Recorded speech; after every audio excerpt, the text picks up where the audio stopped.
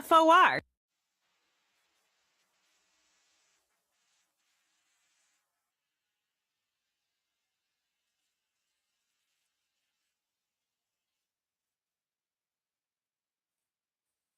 Good morning, Lincoln, Nebraska. Happy Friday.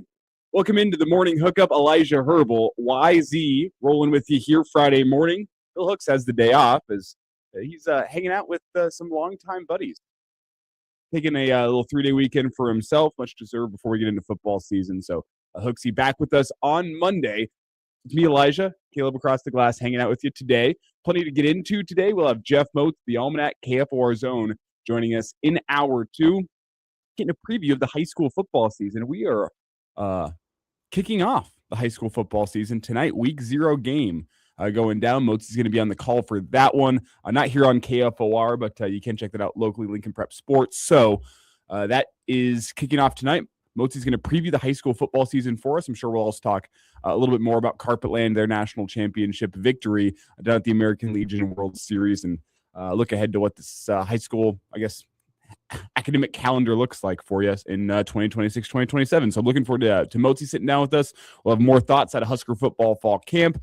We have ESPN preseason power rankings. My question being, what the hell is the difference between rankings, FPI, power rankings? Are people just writing words just to say words? We'll get into that. But first and foremost, Caleb, preseason football last night. We had 2 games go down. We're going to start with the one featuring the number 1 overall pick. Did you watch any of the preseason football last night? I did. If you were a highlight watcher, I think you probably thought Fernando Mendoza's performance was worse than if you were actually a watcher of the game. Yeah, it wasn't that bad. The pick 6 looks really bad. Yes. It's just the highlights people are throwing up on social media, whereas his offensive line does him no favors on a play action. He gets spilled for an 11-yard loss. The pick 6 is one where his running back zigged whenever I think Mendoza thought he was going to zag. Also gets picked off, and I mean, whenever you throw it underneath like that and it gets picked off, you're always at risk of it going 70 yards the other way. I think that is a rookie mistake to throw the ball over the middle late. Yeah. And, usually bad things happen when you do that. But he also stood in the pocket and delivered some good throws. Took care of the ball for the most part.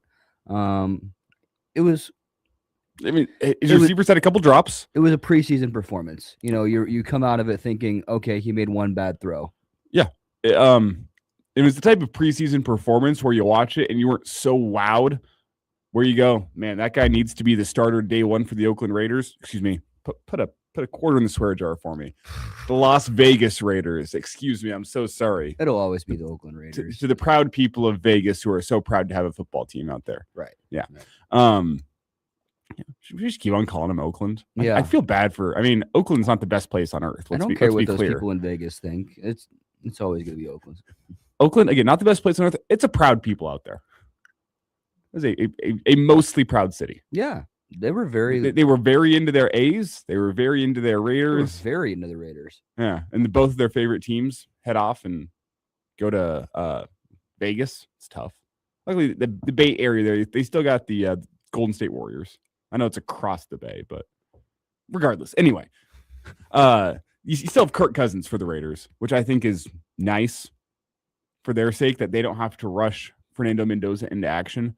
Yeah, you want to know what you have with a rookie quarterback relatively early. You don't want to play the game that they used to play, like you played with Aaron Rodgers and you played with Jordan Love, where you're going to let the guy sit for a couple years and then you're going to throw him in the fire 2 or 3 years after you draft him and figure out what you have. Teams want to know what they have early, and the standard across the NFL now is quarterbacks that are going to be something special in the NFL usually show signs of life early in their career. Does it mean they're a perfect product? No. But you see that little bit of it factor with those guys that are going to go on to be greats in the NFL. You saw it with Mahomes week 17 of his first year. I know he sat most of the year, but he got in there and he made some wild throws against the Broncos. Yeah. I remember that distinctly because I went, oh boy. I thought it was going to be the Broncos' time to tee off on the backup quarterback. They're resting everyone for the playoffs. And then, nope. Patrick Mahomes looked even better than Alex Smith. So you have that one. Look at Joe Burrow early in his career. Look at Josh Allen early in his career. I know Josh Allen, his stats weren't great his first year, but he was making some wild throws. Like, these quarterbacks are going to be special, tend to show you something in year 1. When do the Raiders go to Mendoza is my question. I think it's a preseason performance last night that did not make me think, wow, that guy's going to be a bust, but it was also not a preseason performance that made me think that guy needs to be the starter early in the season. I think you brought in Kirk Cousins for a reason. Let him sit, let him mature. And hey, once you get into that closing stretch of the season, you're already out of the playoffs, most likely, from what I saw last night. You get Mendoza in, let him get some game action, let him get something to build on going into year 2. It's so hard to take away too much from a preseason performance, especially where you're playing with the twos. Yep. The offensive line, you're playing with the twos and the threes. You don't have your number one guys out there as your targets. You don't have Ashton Genty back there. It's hard to feel completely comfortable about everything you have back there. And like you said, his offensive line didn't do him any favors on some of the plays. Guys in his face immediately after he takes the snap. So I think Mendoza will be fine. It'll be good for him to learn under Kirk, a guy that's, been there and done that, and also a guy who had struggles early on in his career and also throughout his career. So it's somebody that's going to basically teach him how to take those lumps and how to progress from it. I think he'll be fine. Where do the Raiders go if they come into the season like 2-5? You're pretty much playing your way out of a playoff spot. Do you throw your rookie quarterback into the fire? That'd be a question for them. I'd venture to say probably not. I don't know. There's multiple ways that teams have handled rookie quarterbacks, which makes it. I don't know what the Clint Kubiak system is going to be. It's his first time as head coach. Mm-hmm. You would think he runs a pretty quarterback friendly system. Yeah. I wonder if that means he's quarterback friendly behind the scenes. In terms of throwing a guy into the fire doesn't seem like something he's going to want to do. I mean, how many times do you see a rookie quarterback get confidence issues and derail their career for either permanently or a while? I mean, that's a Sam Darnold issue. Sam Darnold got thrown in day one, got confidence issues. We all remember the Monday Night Football quote. I'm seeing ghosts out there. Yeah. It took him years to recover. He had to go to the O'Connell School for formerly very bad quarterbacks to go get some confidence back under him. And then he goes and takes the Seahawks to a Super Bowl, wins it with Kubiak. Like,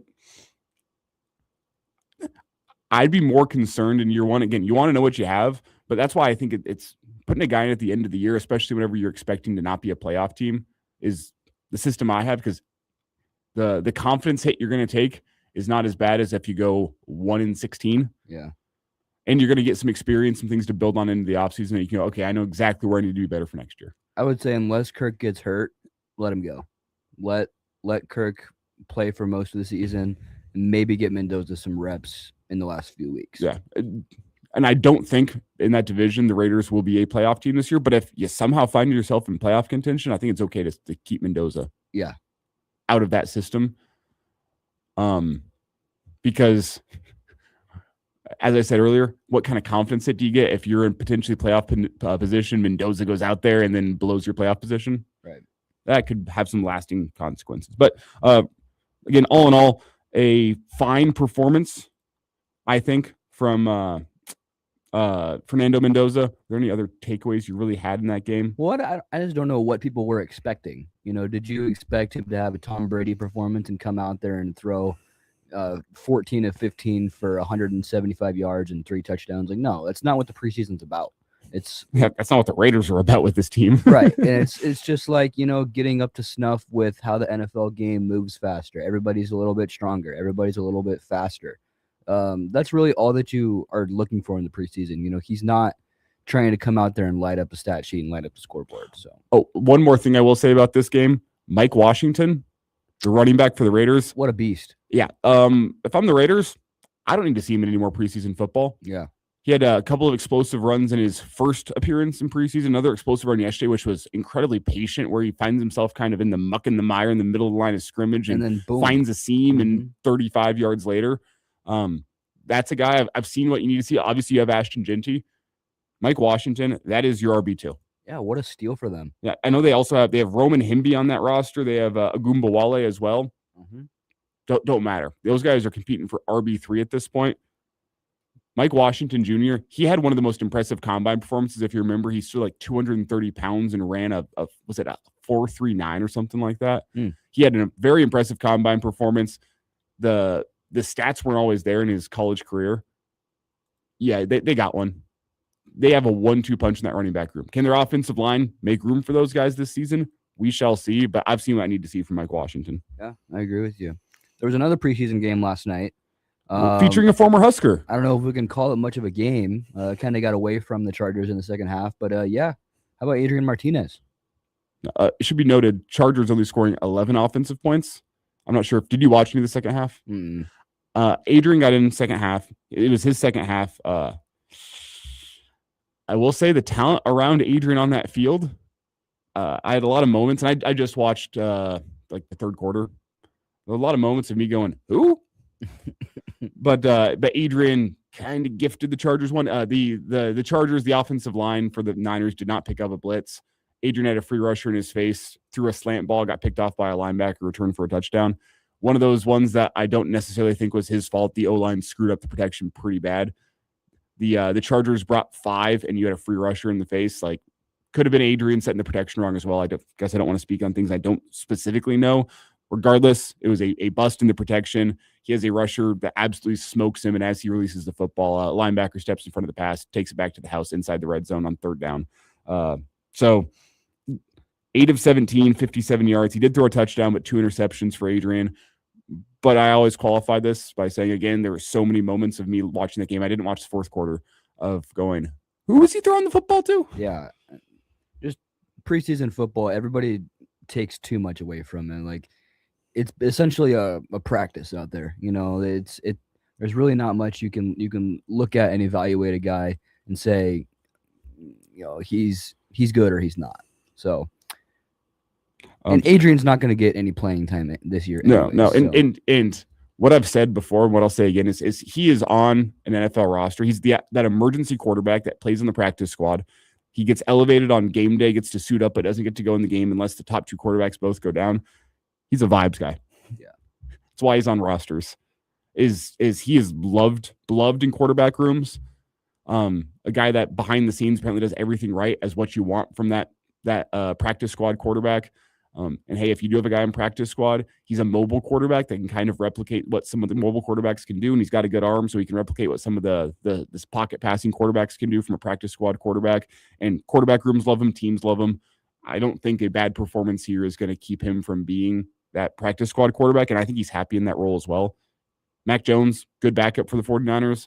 Adrian and him, from what it sounds like, good friends behind the scenes. And well, this is now a total side. Mac Jones apparently seems like a vibes guy too. Do you see some of the stuff that was coming out of like tight end U this year? He gets out of a Bill Belichick Patriot system, and he's the one of the quarterbacks at tight end U, like helping the guys out.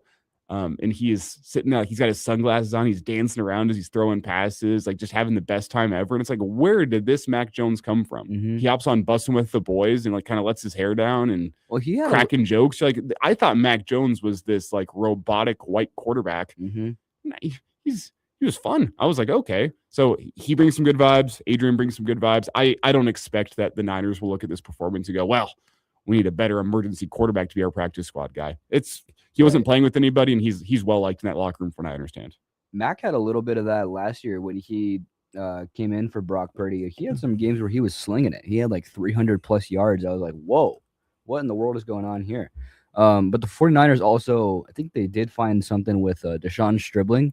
He's had a really good preseason, been a really good target for Mac and, Curtis Rourke before he fractured his ribs last week. But yeah, you know, knowing the 49ers and all of the injuries that they are prone to have every single year, it's good to have some receiver depth, I guess. And I think they have that with a guy like Stribling, a guy like Jordan Watkins, who came from Ole Miss. I think the 49ers have actually a sneakily good roster this year. See if I can find this video of Mac Jones slinging it. We'll worry about that. Maybe we'll pull that up during the break. But it's funny. We've led off this show talking preseason football. At the end of the day, preseason football does not matter all that much. It's just nice to have football back in our television. These teams it's a televised practice. They are rocketing towards the first round of cuts here for the training camp in the preseason. So a lot of guys on that line, some important performances. We have a lot more preseason football coming your way this weekend. So important decisions. A lot of guys' careers will be made, careers will be ended. It's a tough time of year in that regard for the NFL. But in terms of what it looks like on the field come regular season, don't put too much stock into preseason football. That'll do it for us. Segment 1, a Friday edition of the Morning Hookup. We'll step aside when we return. We'll talk some college football.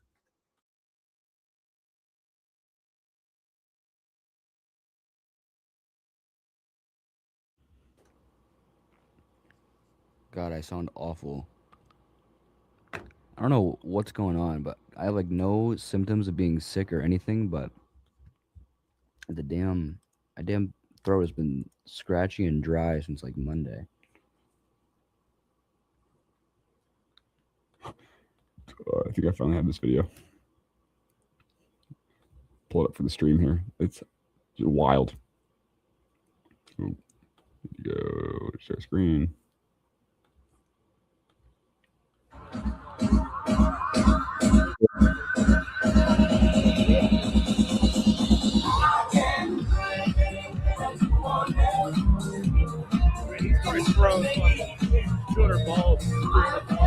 Like totally different looking Mac Jones, bobbing his head, dancing around. Yeah.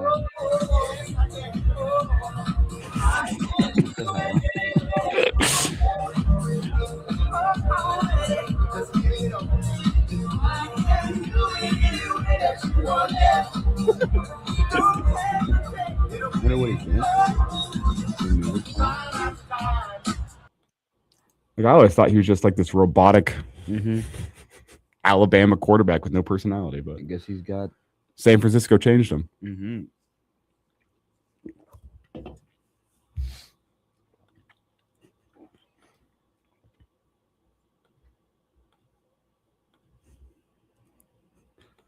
You hear this? His first like off season at Alabama. He shows up for his first strength and conditioning, and like the strength coach didn't know who he was and threw him in with all the other white walk-ons at Alabama, not knowing he was a 4-star quarterback. He like didn't realize it was weird until he was like talking with all the other recruits, and like, wait, what lifting group are you in?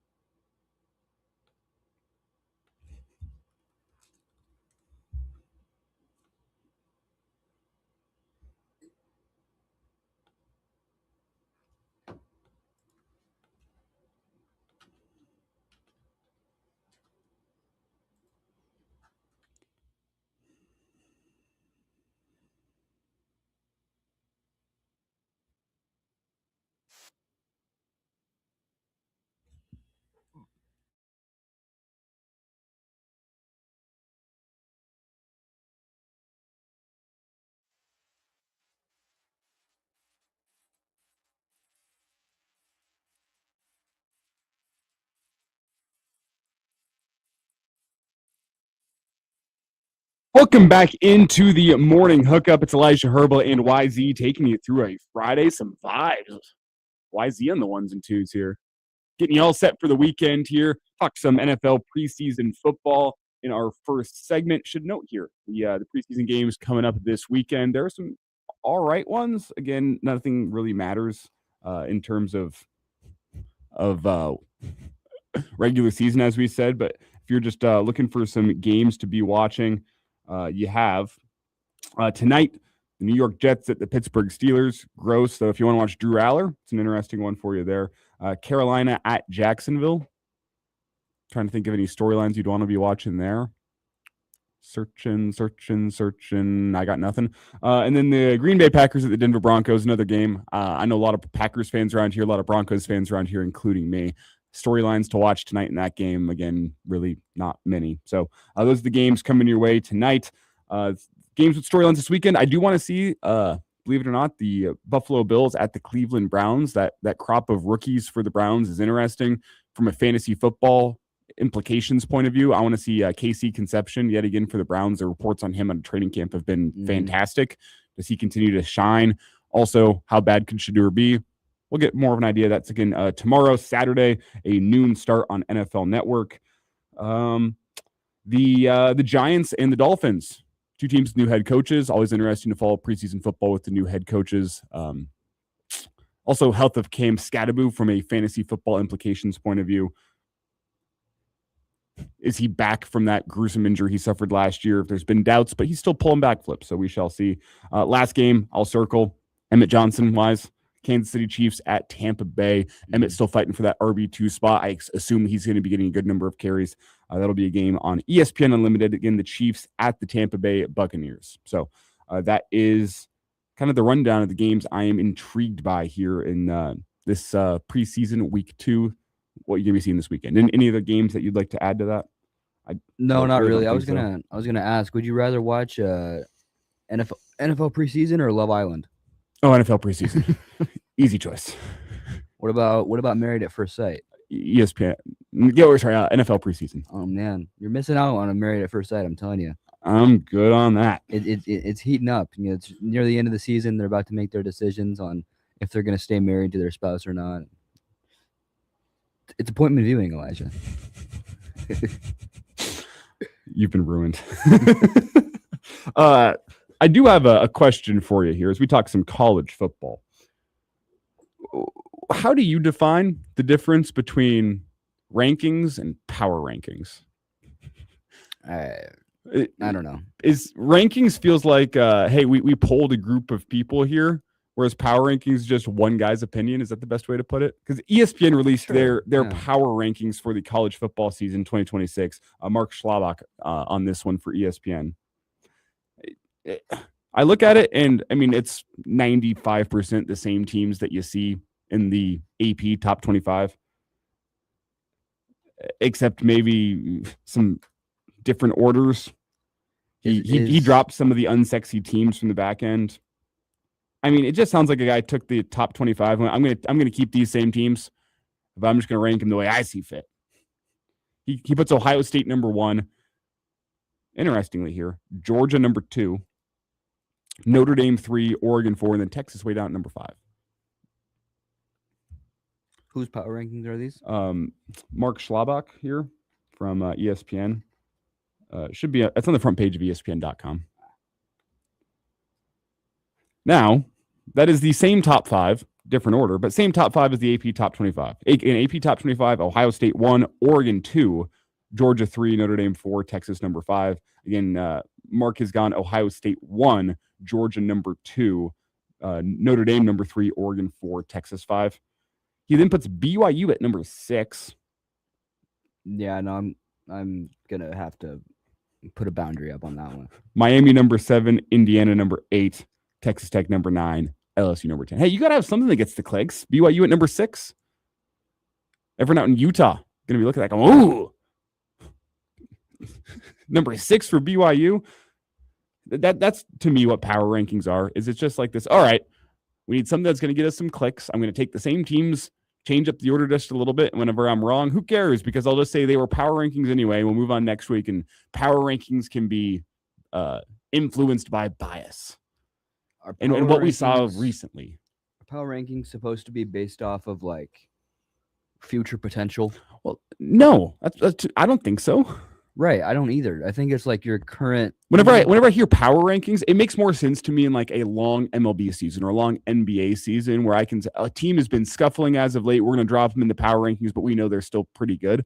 Preseason power rankings?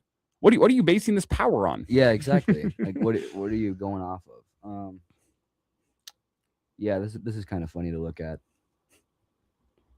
BYU at 6. What are we doing here, Mr. Mark? I will say, if I were to put BYU up against any team in that top 5, I think Texas, Oregon, Notre Dame, Georgia, and Ohio State would all be double-digit favorites against the Cougars. Yeah. I think Miami would probably be double-digit favorites against the Cougars, according to Vegas. Indiana would. Texas Tech quite literally was last year. Mm-hmm. They were 10.5 and 14.5 point favorites.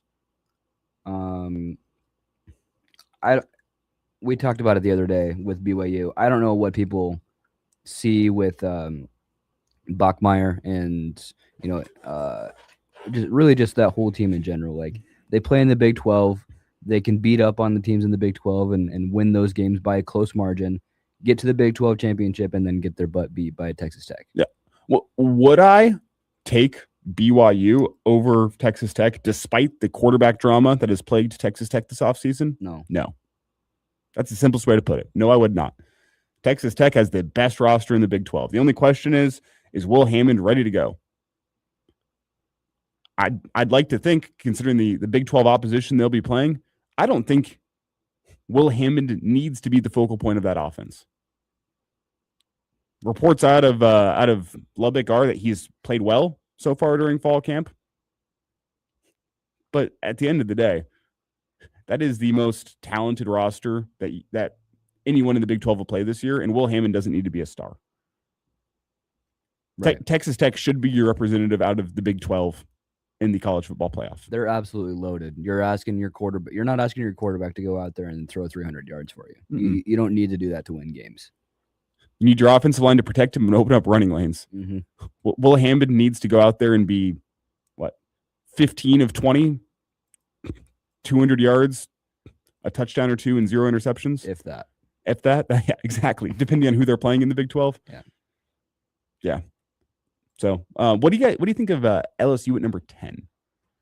Are you a believer now? People will look back at the recent recruiting rankings for LSU. They'll look at the transfer portal additions that Lane Kiffin brought in and say that's one of the most talented rosters in college football. They haven't played like it, though. And I know you in the transfer portal era, you can bring in a couple of pieces via the portal and change the complexion of a roster. It's a group where Lane Kiffin went in and kind of changed up the offensive line via the portal. Can that affect some things? Yeah, it's very, very possible. The offensive line it sets the floor of what your offense can be. If you have a bad offensive line, the floor for your offense is going to be pretty low. If you have a great offensive line, the floor for your offense is going to be pretty high. But I look at this LSU team and I go, can making the change at the top, bringing in a new system, can it elevate the talent on roster that I don't think Brian Kelly did a great job developing, getting playing the right way?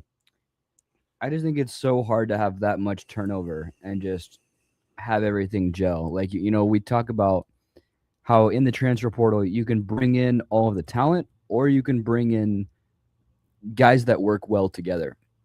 And, oh man, like just every single position and some of the backups in this position or in those positions are transfers. And so it's like these guys haven't played together. Sure, they've had off-season practices, but it's going to be extremely difficult, I think. And I think there's a lot of pressure on Lane to just come in and be the guy because the standard at LSU. And if it's not there, what does this team do? Do they rise up to that or do they kind of fold? And I don't know. It's kind of a wait and see thing for me. It's kind of hard to come into the season and say, oh, I don't think LSU is going to be very good. It's hard to say that when they have all of the talent on that roster. But I can see an avenue and a route where it doesn't.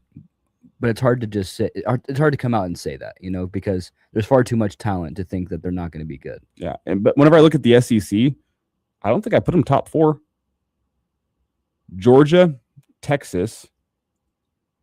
I'm still a believer in Alabama. Personally, I think it's taken a little longer than Bama fans would like, but this to me feels like the first Bama roster that is like, okay, it's got Kalen DeBoer's fingerprints all over it. Changed up the complexion of the roster a little bit. I think he's got a quarterback that he really likes down there. Ty Simpson worked for them, but I don't think Ty Simpson, if Kalen DeBoer was to go create a quarterback in a lab, would be there. And then, hey, one more team for you. Oklahoma, another year with John Mateer at quarterback. Yeah. Yeah, that Oklahoma roster is. They they quietly had a good portal haul this year, and it was a playoff team last year that I think lacked just a few pieces. Good defense, but you went and brought in some potential impact guys on the offensive side of the ball to help out John Mateer. I think I put all those teams above LSU. Not to mention Ole Miss, still a good roster, and I wouldn't be surprised if Ole Miss fell back down to earth a little bit this year. That LSU game is going to be huge for Ole Miss early in the year. But if they win that game, that is the type of momentum, beating the former head coach, the guy who left you in the dead of the night. Mm-hmm.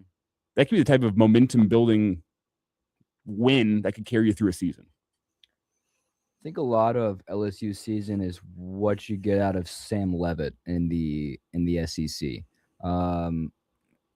There were times last year with Arizona State, well, I guess the last 2 years with Arizona State, where he made some very questionable decisions. He can be one of those guys that tries to do too much sometimes. And I think adjusting from Big 12 play into SEC will be big for him, and that'll kind of define LSU's season, in my opinion. Yeah, we'll see. Sam Leavitt's an interesting pickup for them. If they had Damon Williams, who they tried to go get, I would feel very differently about this LSU season. And also just kind of like the things that have come out of Arizona State about his injury. You know, you kind of question like much is he a team player? How much of a team guy he is. You know, the rumors of him hurting his ankle playing pickup basketball, and then, you know, kind of like not really taking the recovery part too serious, and was pretty much talking to people and was out the door in the middle of Arizona State season. So I don't know. There's a lot of questions surrounding Sam Leavitt. Kind of a perfect fit for Lane Kiffin. Kind of same. They're two peas in a pod. Yeah, they're cut from the same cloth. So, you know, maybe they are a match made in heaven, and it'll work. But I guess it's kind of just a wait and see thing, because LSU could be dominant or they could just be meh. On the Big Ten side of things here, a couple Big Ten questions I have for you. I'd love to get your thoughts on. First and foremost, if I gave you the option, the team that wins the Big Ten in 2026, are you taking either Oregon or Indiana, or are you taking the field? Oregon. Oregon is far too talented. They are, especially defensively. You know, and at first, when usually in past years, when you think of Oregon, you think of like explosive offense, speed. That defense is killer. Yeah, they are like, good luck for scoring on that defense. That defensive line, they have absolute animals on that D line. They brought in Parrish from Minnesota. They have athletes all over that defense. I can kind of compare this defense coming into Oregon this year will be like Ohio State's defense last year. That's kind of what I'm expecting.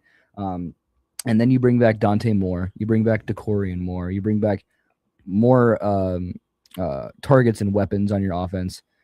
Oregon, to me, has the best roster in the country. Yeah, agreed.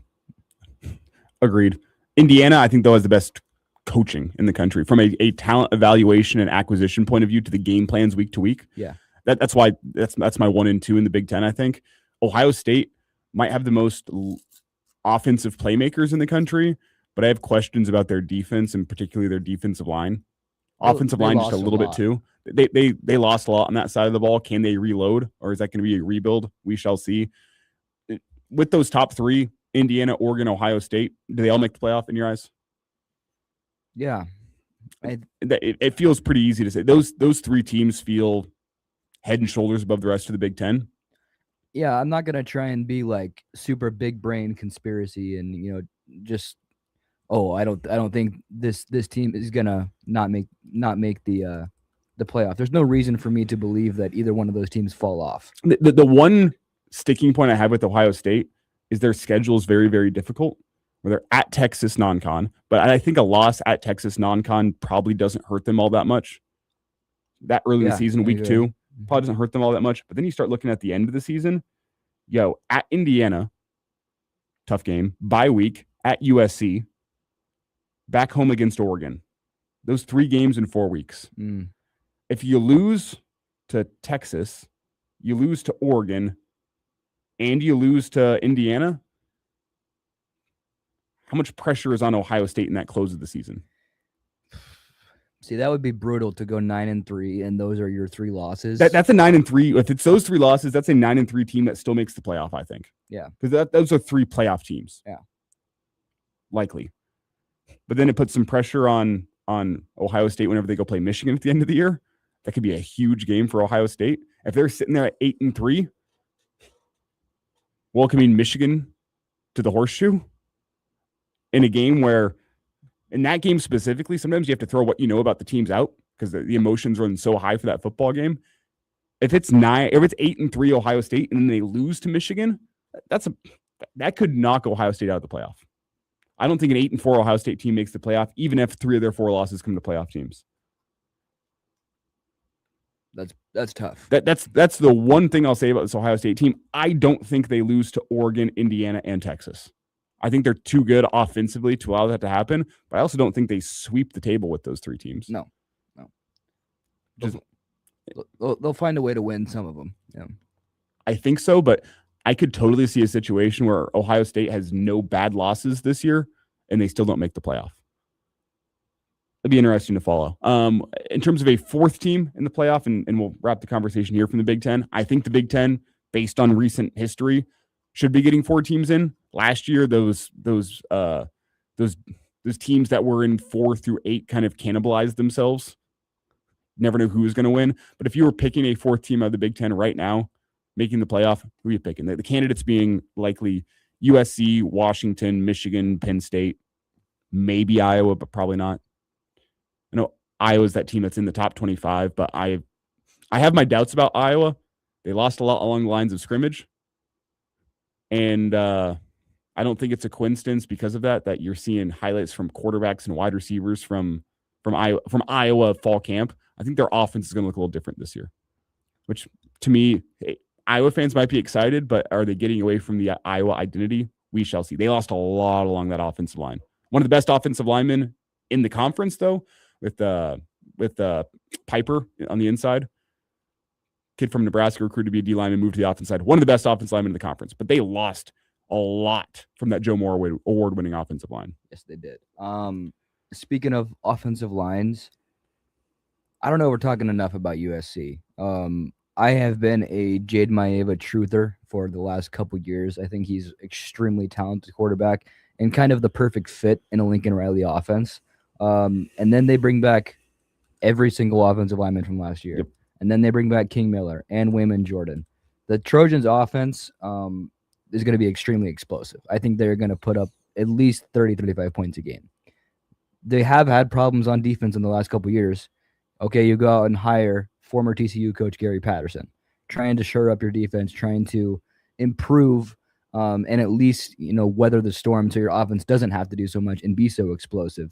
The USC was like 11th in the Big Ten last year in points per game on defense. If they can improve on that a little bit, I think USC is going to be very, very good this year.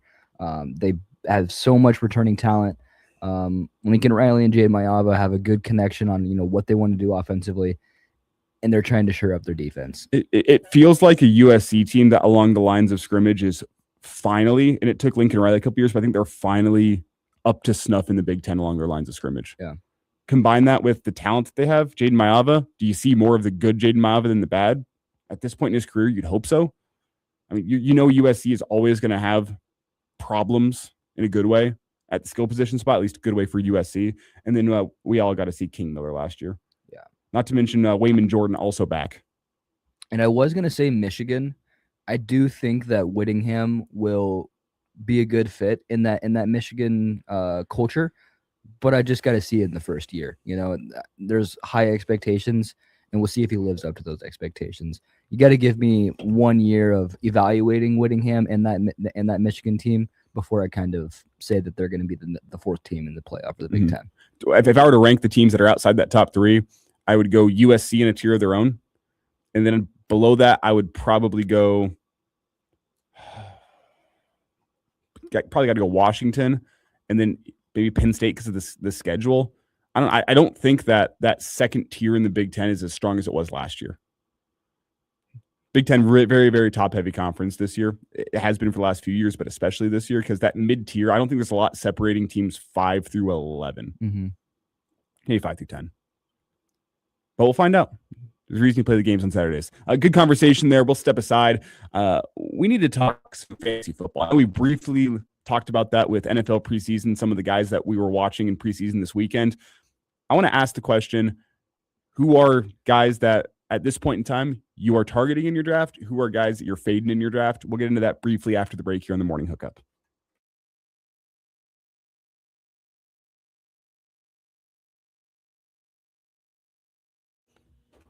Or should we save that for the top of hour 2? If I could see anything. I got 6.5 minutes. How much fantasy can we put in that? What do you think?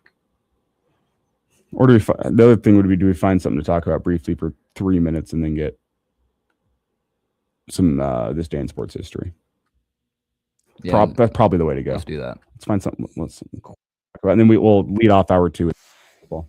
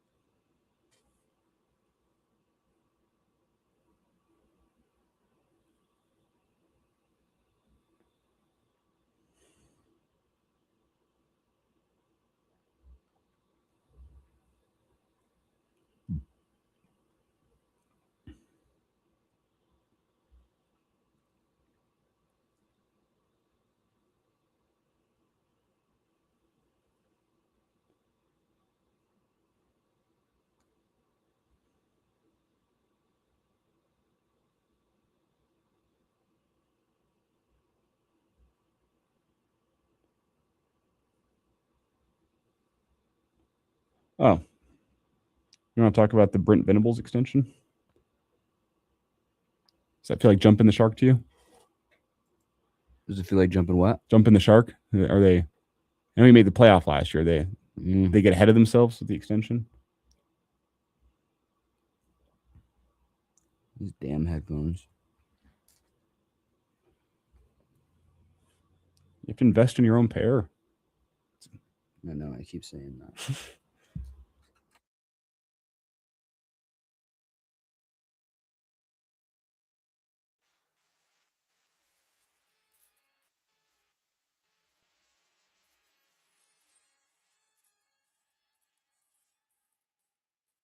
Welcome back in to a Friday edition here of the Morning Hookup. I know we teased right before that last break, talk some fantasy football. We'll save that. 10 o'clock hour. We'll keep you on the edge of your seat just a little bit longer. I know a lot of fantasy drafts are coming up. I got guys I'm targeting. I've been just diving into fantasy research from as many different sources as I can find. My league takes it seriously. We've mentioned a lot on this show. I am trying to avoid the tattoo this year. Drafted number 3. I got a lot of decisions to be made this year, running a lot of mock drafts. I will let you guys know some of the guys that I like after the break. I'll also let you know some of the guys that I do not like at all this fantasy football season. So I will get into all of that quickly here. We were talking college football, and we talked, Caleb, about how we are sort of high on this Oklahoma team, what they can be. John Mateer coming back fully healthy. They added some offensive talent. I know they lost a good amount on the defensive side of the ball, but Brent Venables is a defensive coach. We did have the news yesterday. Brent Venables has signed a contract extension with Oklahoma that will pay him handsomely, more than $10 million a year. $10.5 million is the average number for him, a 6-year contract, and it takes him through 2031 at Oklahoma. Is one good year enough for you to say Brent Venables deserved an extension? That's the question to me. Did Oklahoma get out ahead of themselves? There was talk going into last year. Brent Venables, maybe with a bad year, would be in hot seat conversations. Well, he turns it around, finds his quarterback, leads Oklahoma to the college football playoff. But have they gotten ahead of themselves in your eyes with this contract extension? I'll take you through some of the numbers for Venables in his tenure as Oklahoma head coach. 32-20 overall, 8-8 in SEC play, 0 top 10 finishes, and in his first 4 years, 2 losing seasons.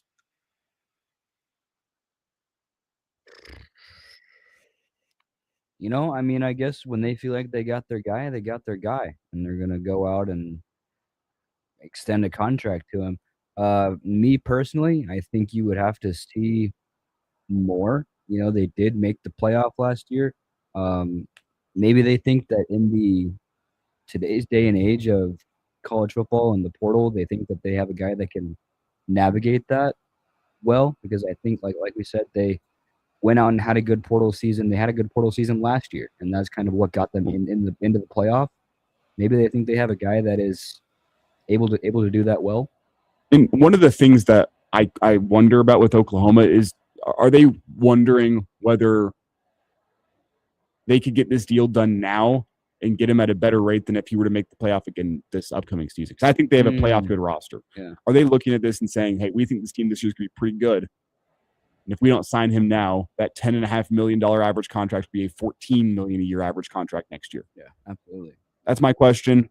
I thought it was a little bit early from Oklahoma, but hey, if he goes out and proves it this year, has some momentum rolling, goes 10-2, makes the playoff yet again, you could have gotten yourself a good deal. Though I do think it's a little bit early. I don't think there's anything wrong with trying to stabilize the program a little bit, though. Fair enough. And I'll also say, in college football nowadays, it feels like the contract buyout number is mattering less and less. Mm-hmm. There is so much money flowing into these programs. The buyout number is mattering less and less. It's like, will it matter a little bit for Rural early now that he signed his contract extension? Yeah, I think it'd have to be an exceptionally bad year this year for Nebraska to consider touching that buyout number this year. But another year down the road, another year off the contract, hey, college football teams are finding ways to find that money. They have huge TV media rights deals. They are more donor support than ever before with all the money they have to pay their rosters. They are finding ways to come up with that money. So, interesting, though. Interesting development out of Norman. Quickly here, before we get you out, I know we have about, 2 minutes left on the clock, 2.5. This day in sports history.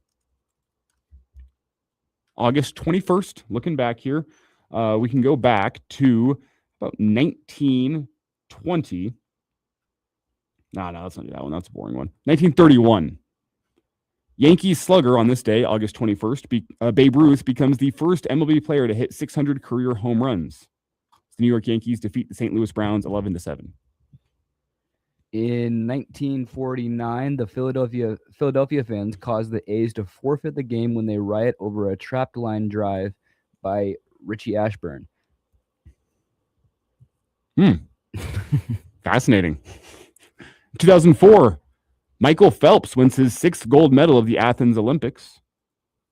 The U.S. wins the 4x100 medley relay in a time that was a world record, 3 minutes, 30 seconds. Should be noted, Michael Phelps won that gold medal, did not even swim in the final, but he swam in the prelims of that team. I don't know what's going on with MLB and August 21st and protesting games, but in 1979, the Mets won a protested game against the Astros 5-0. Wonder why August 21st is such a day for protests. It's the two least favorite words, or it's least favorite phrase of an umpire. Protested game means you screwed up. Let's see. In 1979, with the Mets leading 5-0, 2 outs in the top of the ninth, Houston's Jeffrey Leonard hit a fly ball to center that seemed to end the game. But the umpires revealed that Met shortstop before that fly ball, Met shortstop Frank Taveras had requested and been granted time just before the pitch, meaning it did not count. Thinking the game was over, Mets first baseman Ed Kranepool had already gone to the clubhouse. Pitcher Pete Falcone threw the next pitch to Leonard, not realizing the Mets only had 8 players in the field. They did eventually make that final out, but the Astros protested the game. They upheld the Astros protest, and both teams resumed, both teams returned to resume the 9th inning the very next day. The game ended quickly with a ground out. So the protest did not matter. But a bizarre one. What a story. What a story. That'll do it for us here in hour 1 of the morning hookup. We'll step aside, get you some ABC News, some local news with Jeff Moats, come back, some fantasy football thoughts, and the Almanac himself, Jeff Moats, will sit down with us in hour 2. Stick around, more coming your way.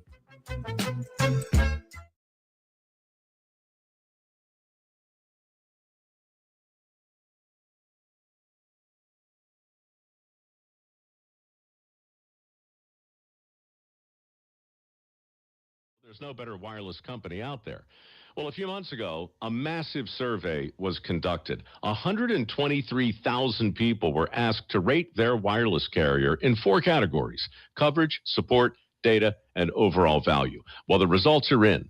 Guess which wireless company was the only wireless company to get 5 stars in every category? Yeah, Pure Talk. 5 stars, every category. To celebrate, Pure Talk is offering the first 3 months of any plan for just $15 a month, including their top-tier unlimited plan. No contract, no commitment, just a very inexpensive way to test drive the only American wireless company with 5 stars in every category. Just dial pound 250, say micro, and Pure Talk's U.S. customer service will take it from there. Again, pound 250 micro. And yes, I told you so. I move mountains for a living. Literally. That means I don't carry hand lotion, and when it comes to serious heartburn, I don't mess around with anything but Rolaids Max Strength. Its dual-active formula has 1,500 milligrams of calcium carbonate and magnesium hydroxide that relieves heartburn fast. And the best part? The roll fits right here in my pocket, so I can get back to moving mountains. Rolaids spells powerful relief. 1,500 milligrams is our highest amount of antacid per tablet. Read each label. Use it directed. Keep out of reach of children. The Legacy Retirement Communities invite you to enjoy the independence, comfort, and peace of mind they offer in their own special way at all of their locations. Connect with others, enjoy fabulous food, educational programs, fitness centers, and more. The Legacy communities are filled with movers and doers who embrace every stage of life, giving you the opportunity to live each day enriched and grateful.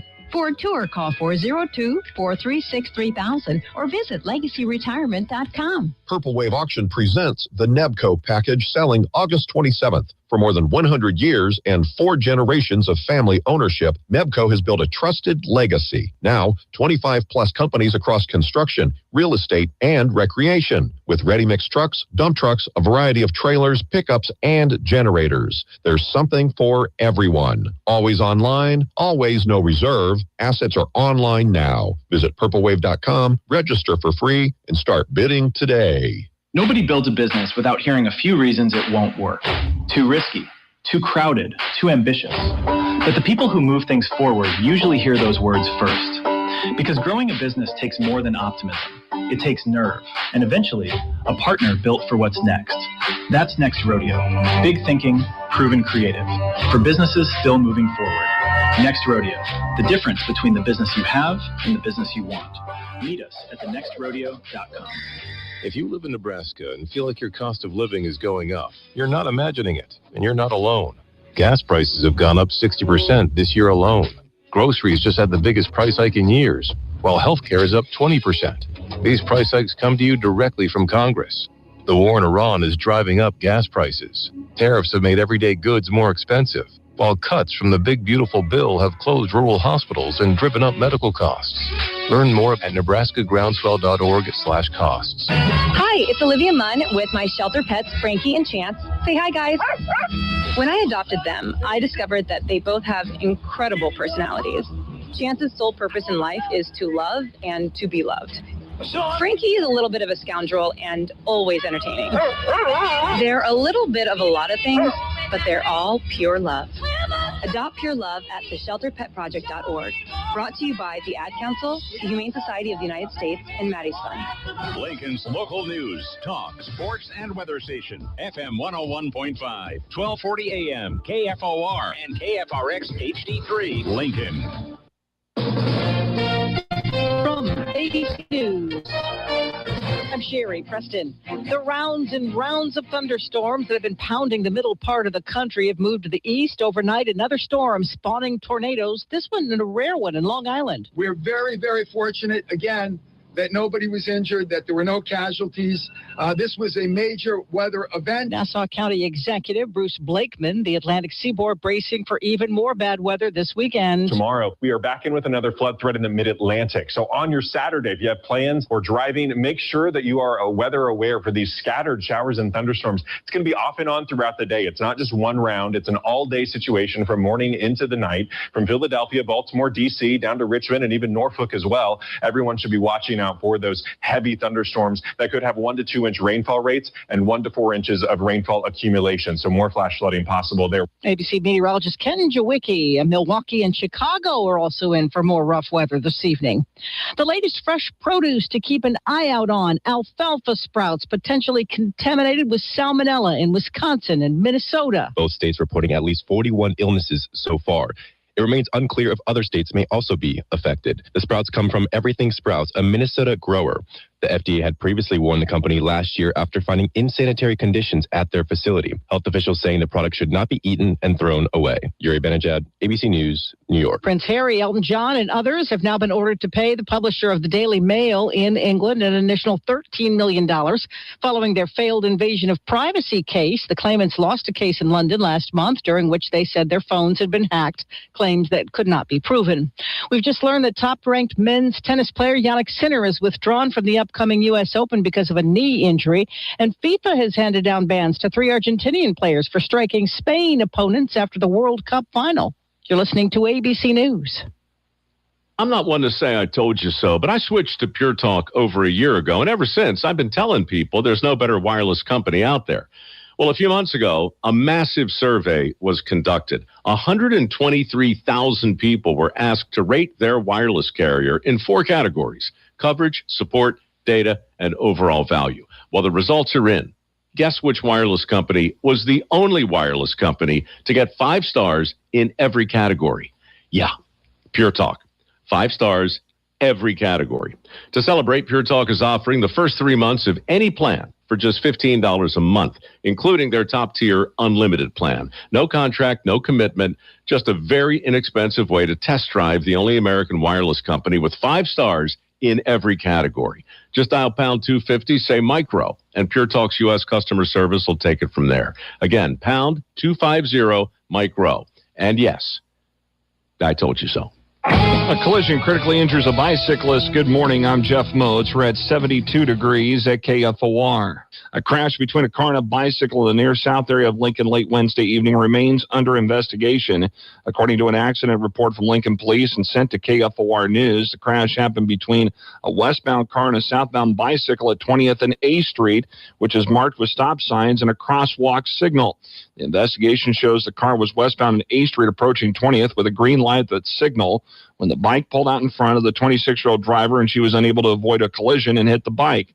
The report shows the driver thought she was going about 30 to 35 miles per hour at the time, and a witness said the bike, occupied by a 55-year-old man, was traveling at a high rate of speed heading south on 20th with no lights on and did not stop at the stop sign before turning westbound onto A Street and collided with the vehicle.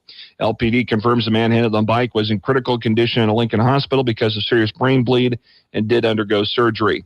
On Thursday, U.S. Health and Human Services Secretary Robert F. Kennedy Jr. visited UNMC in Omaha and toured the National Quarantine Unit in Davis Global Center to learn more about the training and simulations held there. Kennedy says UNMC delivered when the country called on its expertise during the hantavirus exposures. Nebraska Medicine and UNMC received the National Quarantine Unit, protected the public, cared for the people involved, and completed the operation with 0 detected cases. Kennedy also talked about President Trump's executive order on childhood vaccine guidelines, which he says help make kids healthier, but many Nebraska agencies this week spoke out against those changes. Lincoln's first forecast, mostly sunny today, a slight chance of thunderstorms and a high of 86. Tonight, partly cloudy, a slight chance of storms, brightly 66. Begin the day and a high of 82, and then a chance of rain possible Sunday with a high of 80. Right now, 72 degrees in Lincoln. I'm Jeff Moats, KFOR News. Finding great candidates to hire can be like, well, trying to find a needle in a haystack. Sure, you can post your job to some job board, but then all you can do is hope the right person comes along, which is why you should try ZipRecruiter for free at ZipRecruiter.com/radio. ZipRecruiter doesn't depend on candidates finding you. It finds them for you. Its powerful technology identifies people with the right experience and actively invites them to apply to your job. You get qualified candidates fast. So while other companies might deliver a lot of hay, ZipRecruiter finds you what you're looking for. The needle in the haystack. See why 4 out of 5 employers who post a job in ZipRecruiter get a quality candidate within the first day. ZipRecruiter, the smartest way to hire. And right now, you can try ZipRecruiter for free. That's right, free at ZipRecruiter.com/radio. That's ZipRecruiter.com/radio. ZipRecruiter.com/. This is the Morning Hookup on KFOR.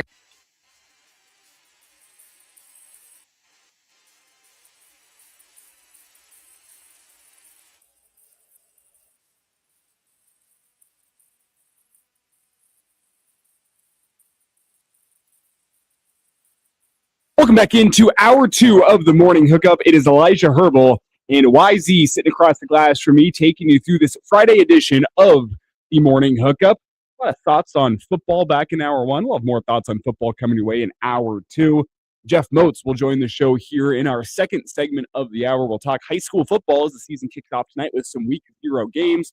Full slate gets going next week. Moatsy has been doing his high school football previews on KFORnow.com. Go check those out, by the way. The local sports section, KFORnow.com, is where you can see the local high school football previews. But everything gets underway tonight, so we'll have a full preview of the high school football season with Jeff Moats. We'll also talk a little bit more about that Carpetland team of Lincoln East who went and won the American Legion World Series.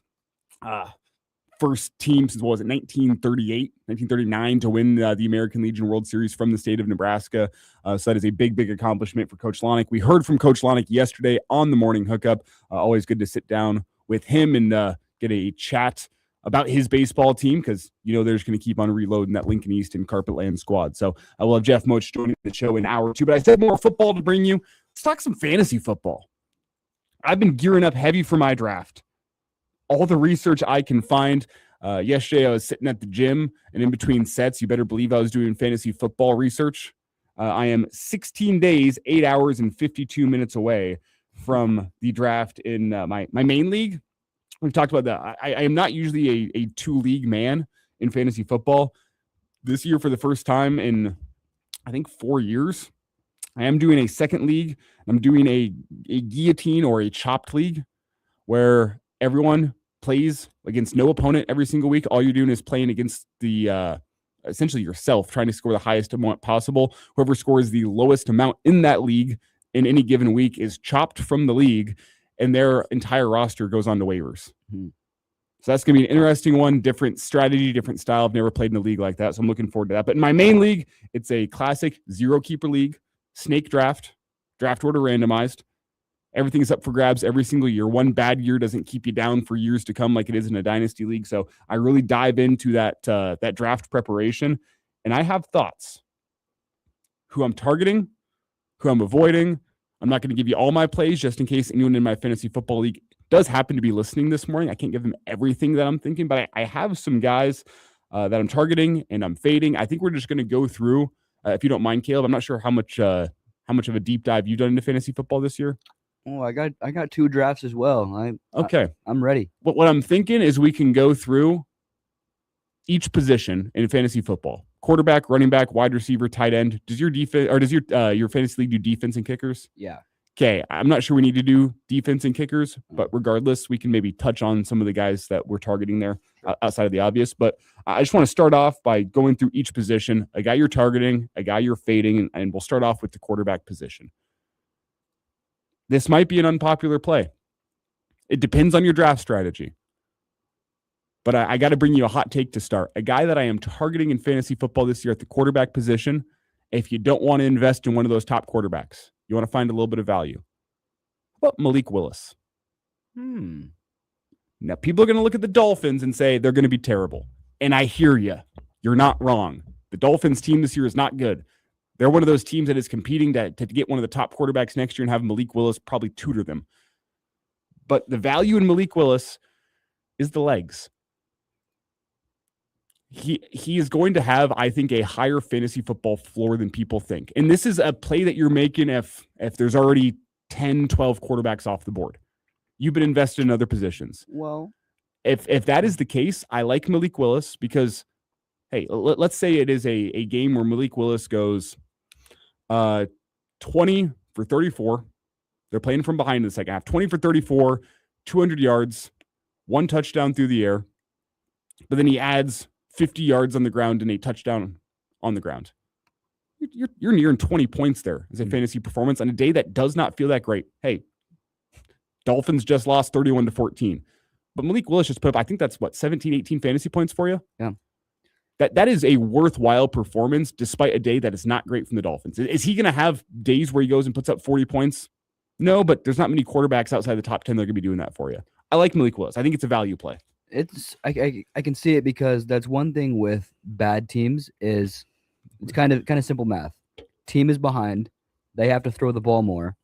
Therefore, your quarterback is going to drop back and throw at least 35 to 40 times. That gives you ample opportunities for fantasy points and also throwing touchdowns. So, yeah, I get it. And think about Jacoby Brissett last year. Right. Not a guy a lot of people were thinking about. Put up some gaudy numbers late in the year because the Cardinals found themselves playing from behind, and he got himself like 50 passing attempts a game. Also, it can be kind of a strategy, too, to like kind of punt the quarterback position and, pick up a guy like that and then stack your running back and your receiver positions. So I don't think it's that crazy. I think it's kind of smart. You're not gonna like a guy that I'm fading or a guy that I'm. Well, let's start with the guy that you are targeting, a guy that you like. Oh, I got to go right back to Dak Prescott. Good pick. I like that one too. When you talk about just fantasy expectations and a guy that's gonna throw the ball and have multiple games where he's thrown for 300 plus yards and 3 touchdowns.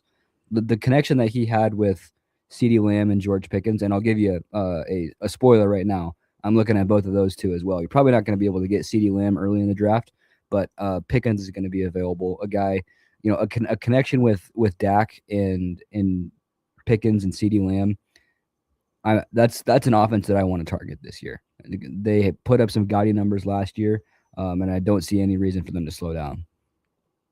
All right, a guy that I am fading this year. And this is going to be controversial because he will be and should be in your draft, the first quarterback off the board. I'm not taking Josh Allen. Okay. Will he give you a good year? Yes. You just got to spend so much for it. You're giving up so much draft capital. If you're going and taking him, he's probably going to be a guy that I don't know how everyone's league works from a scoring point of view. But first quarterback off the board, I'd likely see him going off the board, depending on your league, probably 4th round, maybe as high as 3rd round. If you're lucky, you could get him in the 5th round. But even then, I see quarterbacks that round 6 and 7, I think give you a lot of value. Even rounds 8, a guy like Caleb Williams is a guy that I think you can get good value on. A guy like Bo Nix is a guy you can get good value on. Dak Prescott, as you just said. I know you're about to say you're gonna fade Bo Nix. That's fine. Drake May is another guy that you can get a little bit later in your draft that's gonna put up numbers. Are they gonna be Josh Allen-esque? No, but you can make up for that by getting a 4th round running back as opposed to getting yourself a Josh Allen. I am fading Josh Allen because of that. Not because I don't think he's going to have a good year, but because being the first quarterback off the board, unless that guy puts up numbers that are so by far and away QB1, you're losing value in other positions you can get.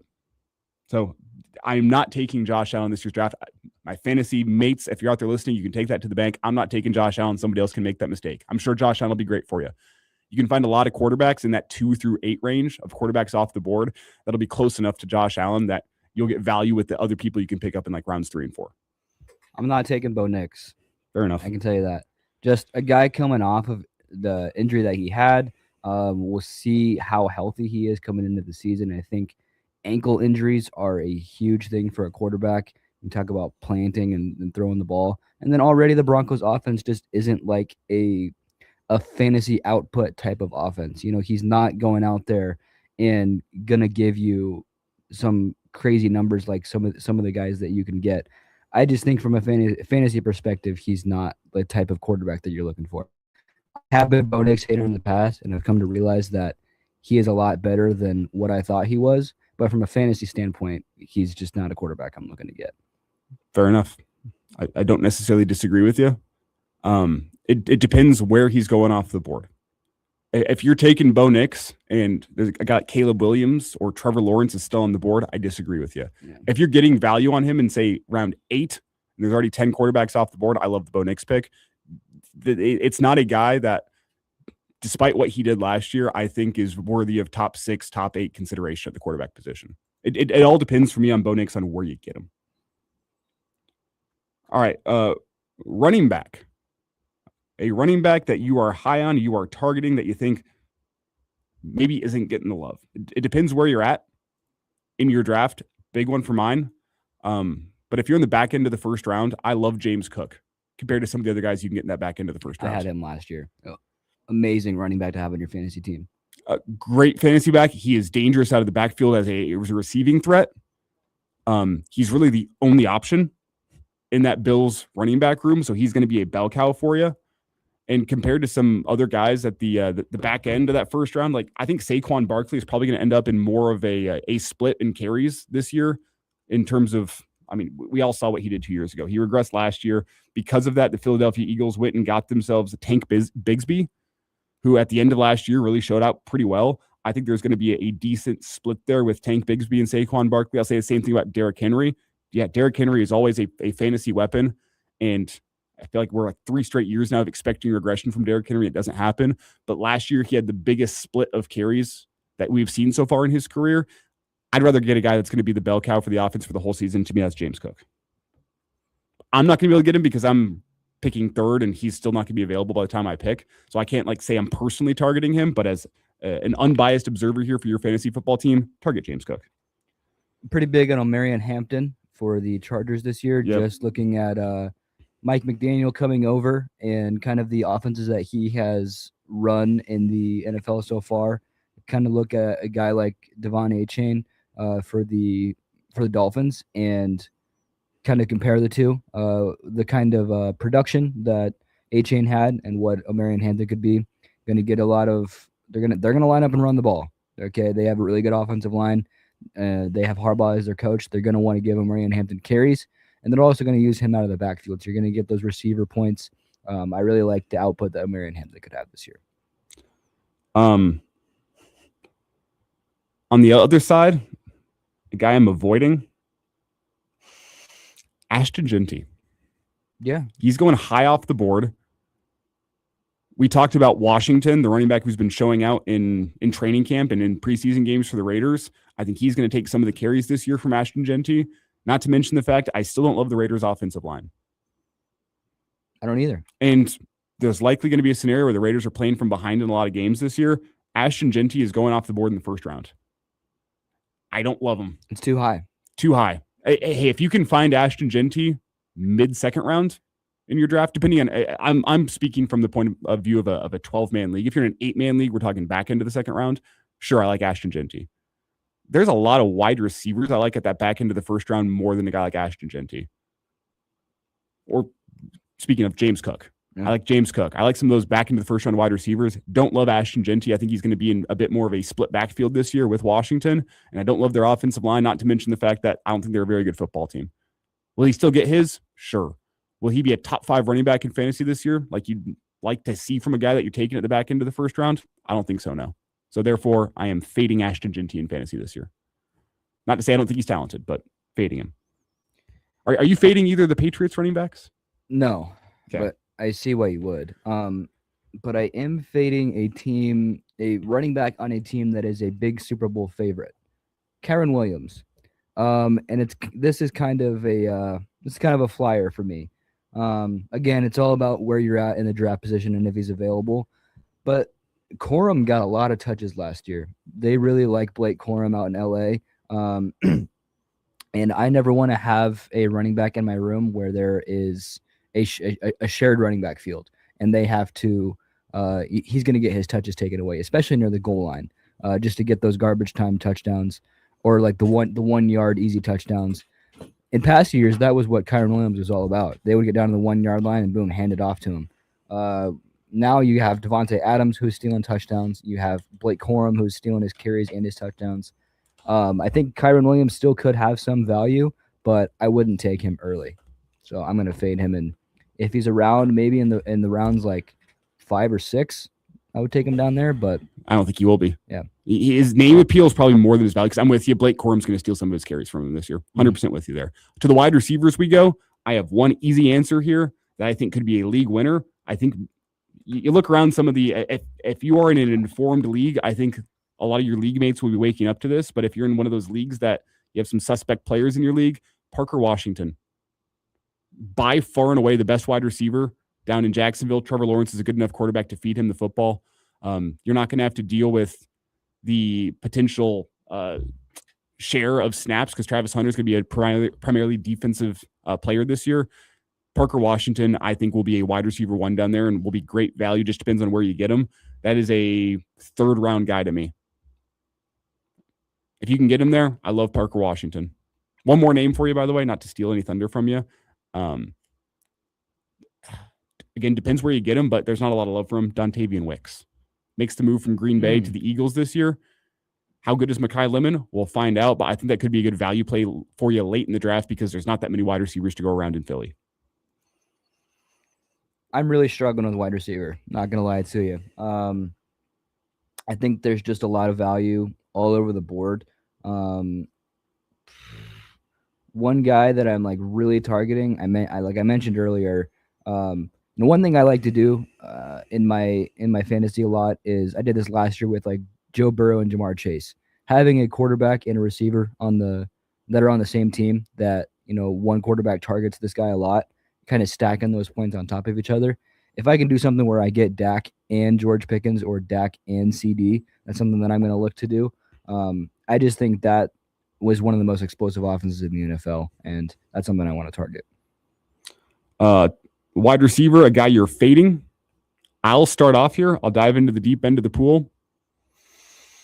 I hate to say it, but I have doubts of the quarterback situation there. Justin Jefferson. Yeah. Name appeal is great. Fantastic wide receiver. What wide receiver has Kyler Murray turned into a fantasy star? I can't name one. It's a different offense, so there are some risks there.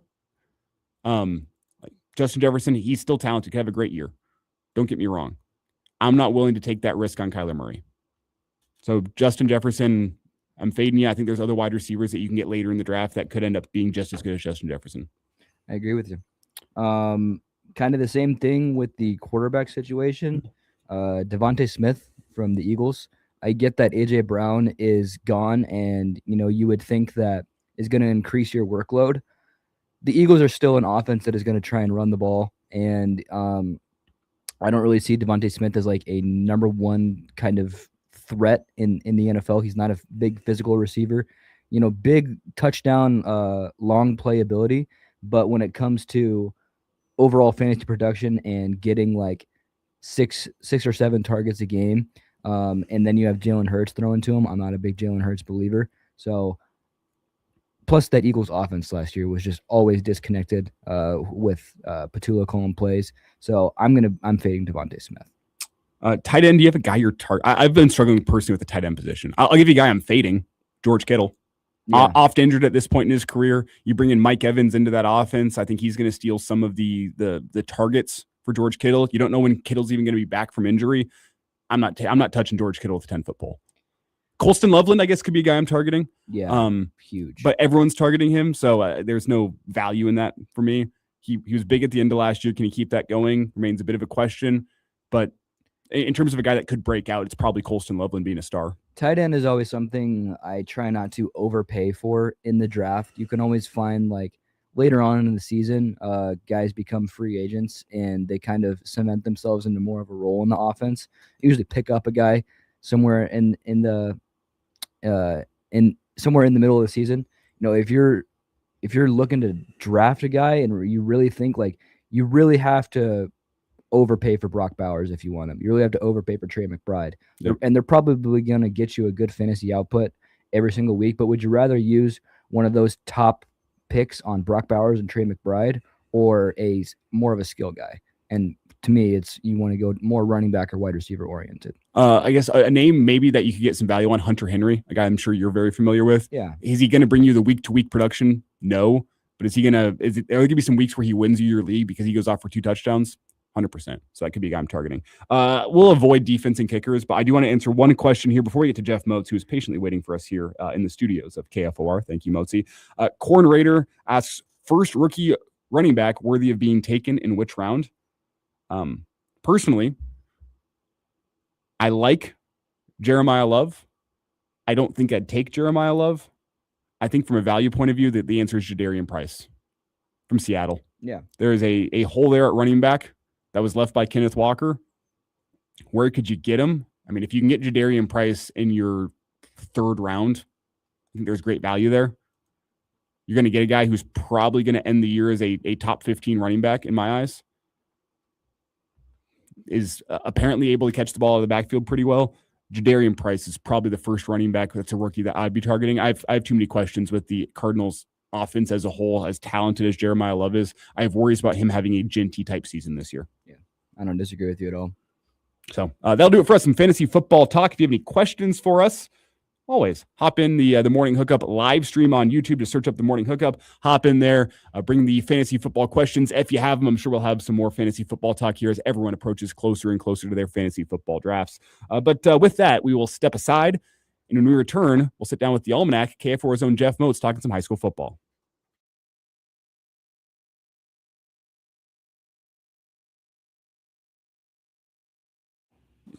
Yeah, it was a long first segment. We got to talk about fantasy football there, Moatsy. Oh. I'm not cool like you guys and do that. Sorry.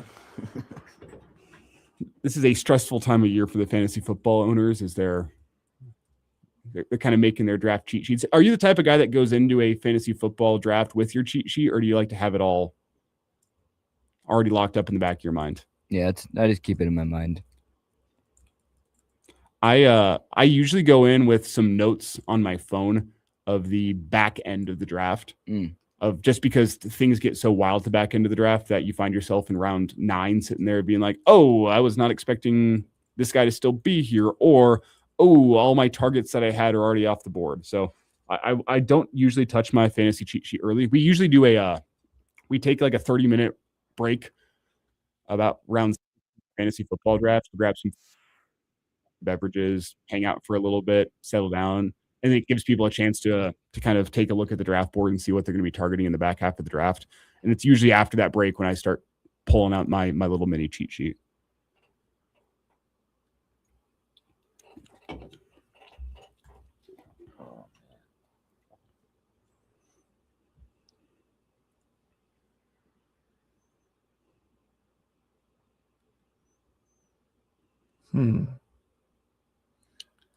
Well, you were here last night for that Salt Dogs game. Yes, I was. Man, I heard the home run, the 3-run homer in the first. I heard that. And we got off to such a good start. And then it must have gone south.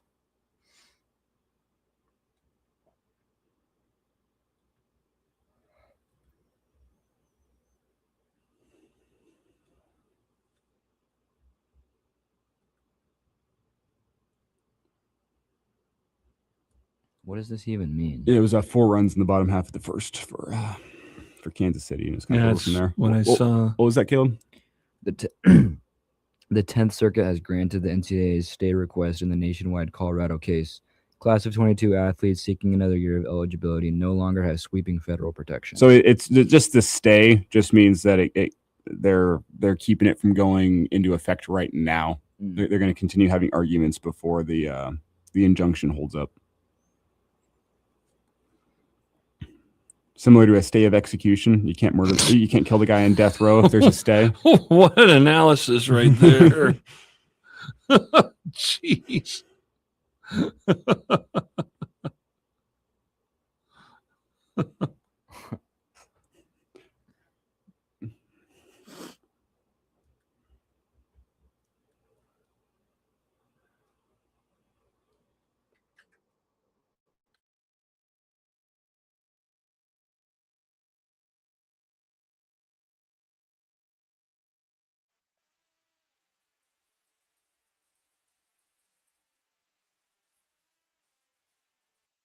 Welcome back into the Morning Hookup, rolling through a Friday, getting you all set for the weekend. Some fantasy football thoughts in segment 1. Hope you got some good insight from that, and hopefully we're not wrong. If your team sucks because you listen to us, hey, we're not pros at this. We're just trying our best. Don't take it up with us. I'm just letting you know how I feel. So if my team sucks and you listen to my advice, it means your team's probably going to suck. So apologies in advance. Though I think That was some good advice for your fantasy football season here in 2026. We sit down with the Almanac, the non-fantasy football playing Jeff Moats. Yeah, I don't get into the fantasy football thing like a lot of people do. I know a lot of people take great pride in it, like you guys, and that's appreciating. And but I just don't have the time for that. It's what gives me the will to live in the fall, especially whenever Nebraska's not playing well. If my fantasy football team's playing well, I still got something to live for. Wow. Mostly before we dive into high school football here, we go to the stream chat. This has been a topic this week. I'm not sure if you've heard about it. Corner Raider wants to know your thoughts on investing in an old Pontiac Fiero. Pontiac Fiero? I don't like that response. Oh my gosh. There were a couple of people I knew in high school that drove Fieros. Were they cool? I think one or two of them were, sure. Okay. They're both black Fieros that they drove. And then I had a professor in college that drove one too. I'm casually searching around for one. Why do you want a Fiero? I've been wanting to do some sort of dumb project car. And you picked a Fiero. I might have an engine that I could swap into a Fiero that would double the horsepower and make it some fun.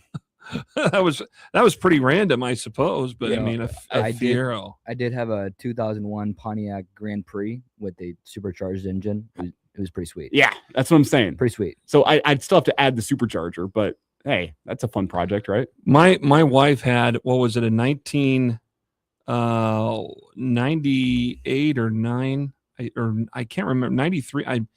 It was a Grand Am, a white Grand Am, and I thought that car drove smooth and nice. It was one of my favorite cars I've ever driven, but it had some side effects to it because the gas gauge was always off.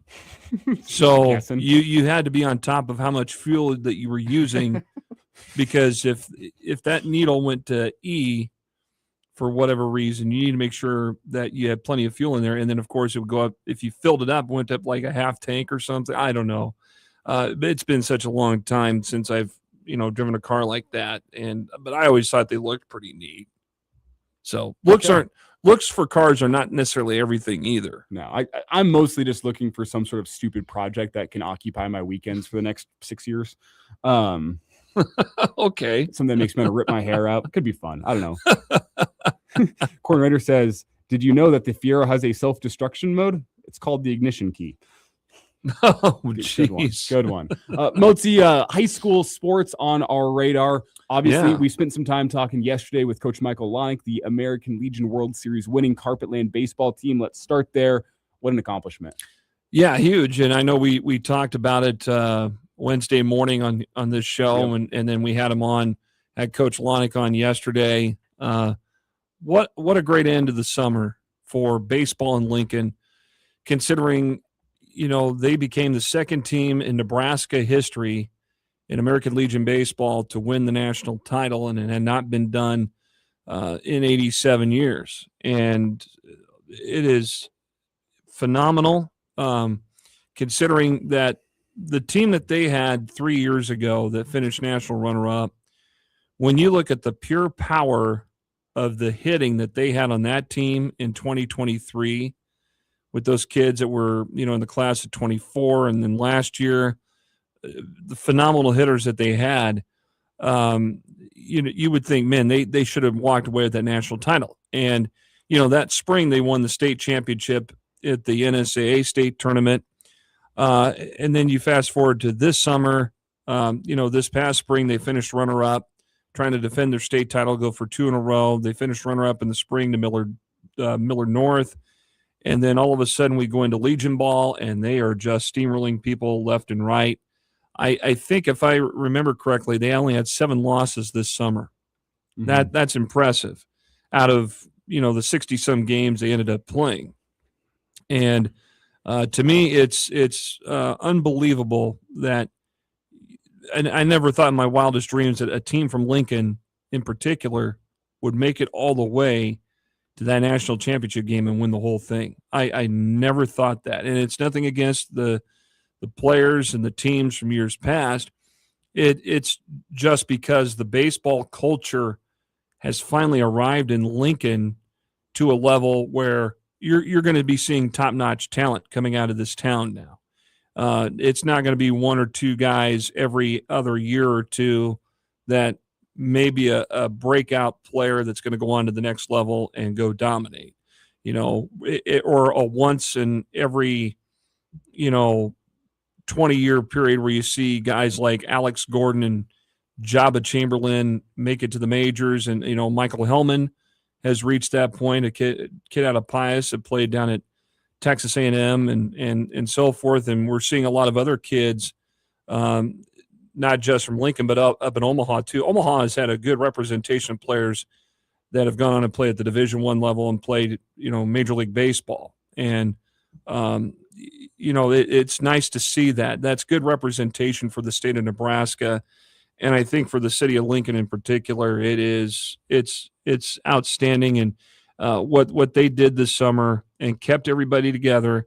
All those guys could have gone and played for other teams this summer, especially for those getting ready to go play college baseball this next spring.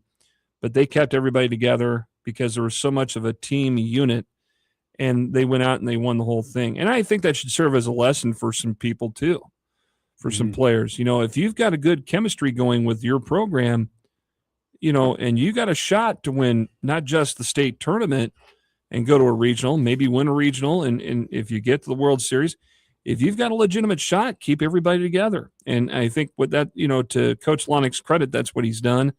And so we'll see what happens now. But, it looks like next year they're going to be just as tough, if not better, in baseball. Coach Lonick's built a wagon. Yeah. Best way to put it. Totally. That is a great baseball program. We'll to high school football, though we go, as we open the high school season tonight, week 0, and then a full slate of high school football coming next week. Yeah. This week, we got week 0 games, and there are only 5 on the schedule statewide, and the only one in the eastern part of Nebraska is Standing Bear in Northwest over at Seacrest tonight. There's kind of a weird number of teams in Class A this year. I can't remember right offhand how many there are total. But in this next 2-year cycle, you're going to have a week 0 game, and this is with Standing Bear and Northwest, both newcomers to Class A football. The last couple of years in their existence, they've been playing Class B schedules. They were part of the Eastern Midlands Conference. Now they're part of the Heartland Athletic Conference. So all 8 LPS high schools are in that conference now, joining up with Grand Island, Kearney, Norfolk, Columbus in that setup. Fremont, they're no longer part of the HAC. They were part of the HAC for a long time. And, even back when I played 30-some years ago in basketball, they were in the HAC. And now they're part of the Metro Conference. And so, Fremont will be trying to focus a lot on the games that they play up there. But with football, the NSAA determines the schedules, and they do that every 2 years, and they release them, after the second year has been completed the following February. But so Standing Bear and Northwest, they'll play tonight at 7 over at Seacrest. We won't have that game tonight here on KFOR because we'll have the Salt Dogs game with Fargo Moorhead at Haymarket Park that begins with coverage at 6:35. But don't know much about Standing Bear. I have not gotten their preview yet.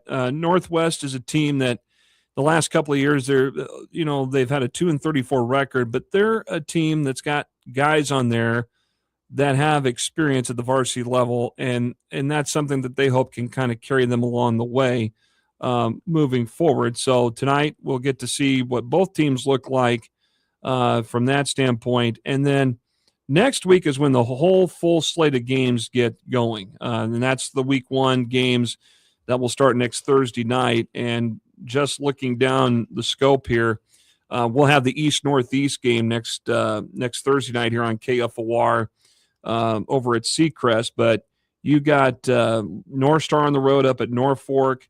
You have Lincoln Northwest hosting Omaha Northwest out at UBT, and Waverly is out at Grand Island Northwest. So those are the local games of note. One of the big games to start the year next Thursday night will be in Omaha with Westside and Creighton Prep at Burke Stadium, and then Bennington.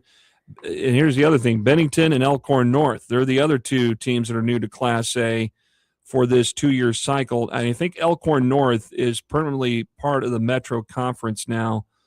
Bennington is not part of the Metro Conference because what's going to happen here in about a year or so, they're going to open up Bennington South High School. So because of that, Bennington is still going to be in the EMC. They won't make the leap up to the Metro. So, but Bennington for this 2-year cycle in football is Class A for the first time in school history. I can remember when Bennington was like C1 and C2, but there's so much growth in that part of Omaha that's where a lot of kids are going to school. But Bennington Elkhorn North next Thursday night. And kind of scanning down, looking at next Friday, that's when everybody gets going all across the state. One of the games in town to keep an eye on will be Lincoln Southwest, Lincoln Standing Bear, Lincoln Christian, Lincoln Lutheran. That's the annual Spirit Sword game. Lincoln High starts the season in Omaha South. Pius X, how about this to start the season? And I got to meet Coach Grindy, who came into the studio here a couple of weeks ago, his first year at Pius X. Very excited, very amped up to get his team out in the field this year. They got to make the trip out to Scotts Bluff to begin the season next Friday night. That's not an easy road trip. Was that a 6-hour bus trip? 6 or 7 roughly, and that's a long haul. You probably get off at Sydney and maybe pick up, you go up 385 and pick up Highway 26. That'll take you in to Scotts Bluff, or you go all the way out to Kimball and take 71 north. You can do that, too. That's the type of bus trip where you got to stop and do some calisthenics halfway to keep the legs fresh. Yeah.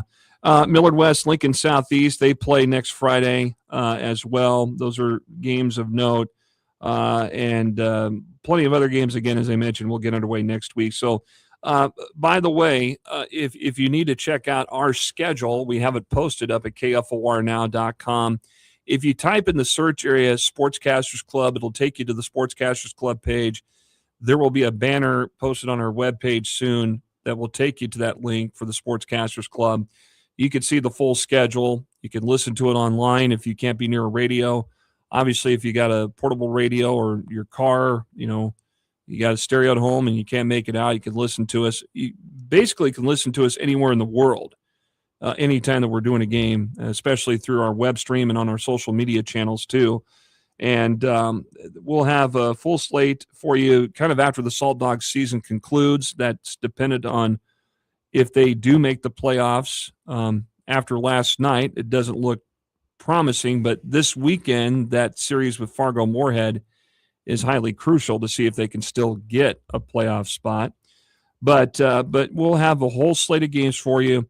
We won't have anything in week 2 because of the Salt Dogs. That's the regular season wrap up for them. So we won't have any football for you then. And then we'll pick up September 10th and 11th, and we'll go through every Thursday, Friday night possible where there's going to be games that we'll have for you here on the radio for sure. Motzi, before you get you out of here, last thought, if you could circle 1 or 2 area teams that you're most intrigued to see.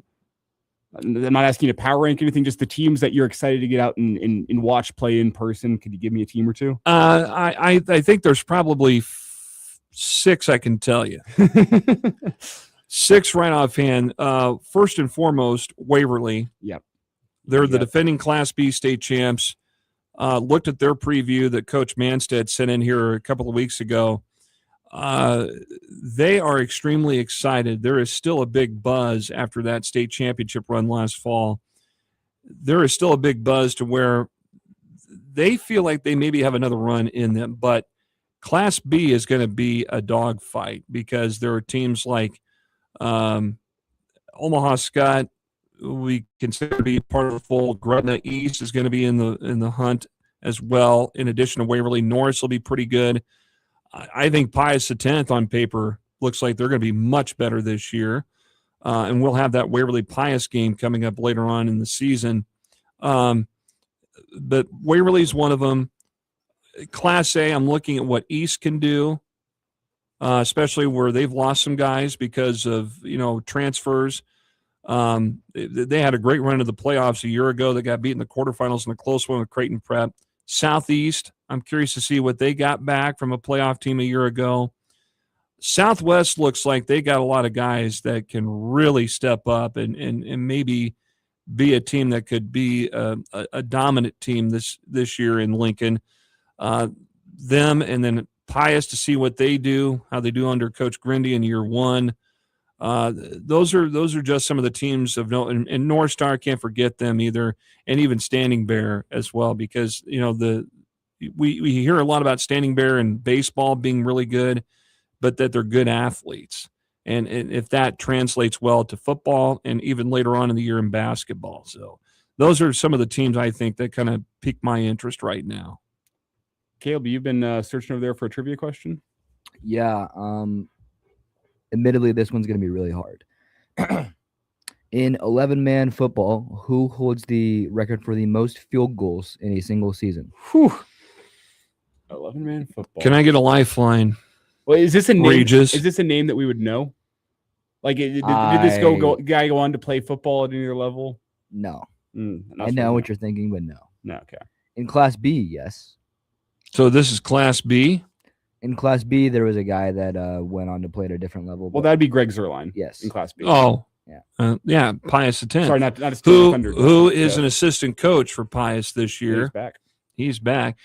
You know what? When they won the state title in 2004, he was their place kicker, and that was a great season. They went undefeated, and one of the best football games I ever covered was that Class B championship where they beat McCook.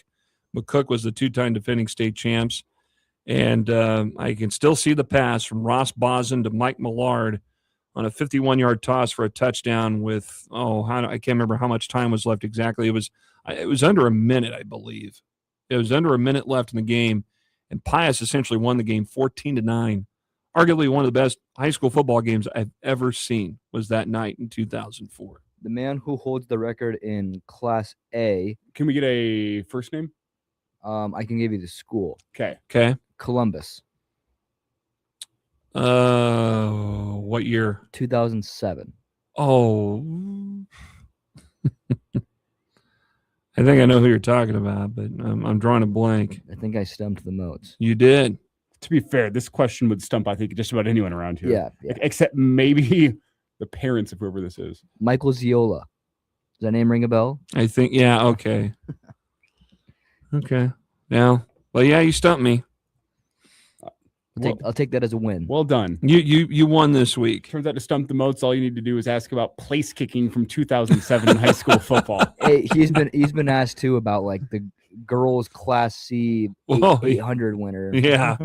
Well, and I'm trying to think of outstanding place kickers in at the high school level here in Nebraska. There was a guy that was a place kicker at Creighton Prep named Greg Barrios that was a place kicker at Nebraska in the late 80s, and he was a left foot kicker and very dominant. I think he hit like a 50-yarder in the Orange Bowl in 89 against Miami, and it kept Nebraska from getting shut out or something. He nailed it. It was like right down the middle, but he was on those teams that Prep had in the mid to late 80s that were just dominant in football. They were steamrolling people left and right. So, all right. Well, there he is. The Almanac, Jeff Moats. Yep. Oh, Corn Raider, over-under on how many games? What? Standing Bear student section gets ejected from games? I'm not going to go there. That happened once last year, didn't it? With them? I think so. I wasn't aware of that. Corn Raider, give us the context. Yeah. That'll do it for Jeff. Right. Jeff Moats. Have a good sports weekend, fellas. Thanks for hanging out with us, Moatsy. Got one segment left here in this Friday edition of the Morning Hookup. We'll step aside, and how about some stories that we missed?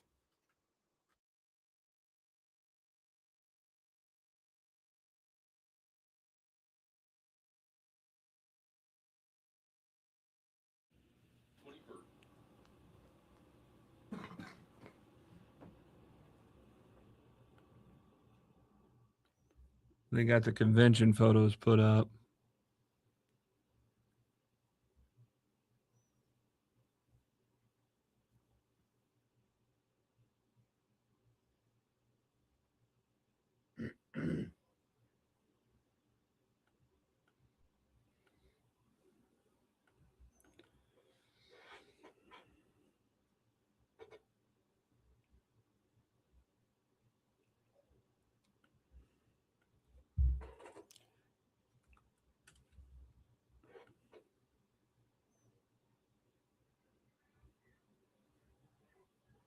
Come see me in the newsroom after we get done. Will do.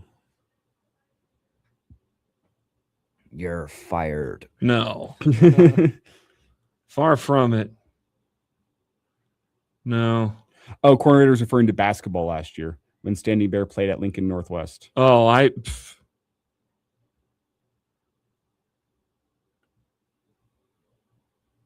didn't know that.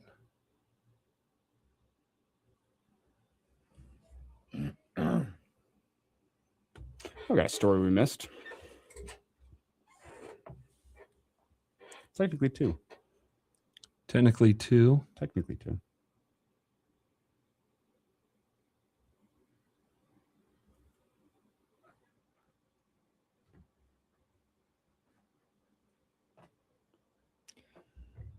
I got a story we missed. I cannot believe what Adam said on Married at First Sight last night. Oh my God.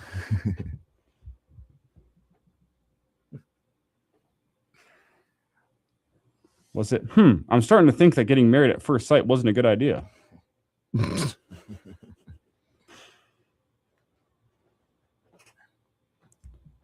The whole premise of this is pretty ridiculous. You guys ever thought about that? Wow.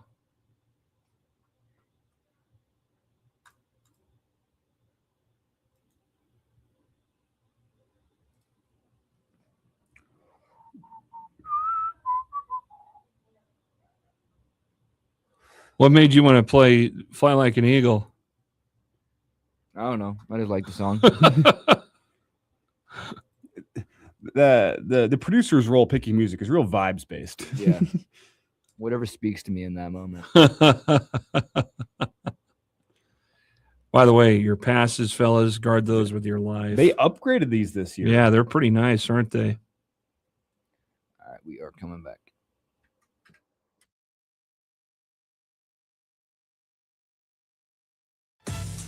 The stories we miss. The Morning Hookup.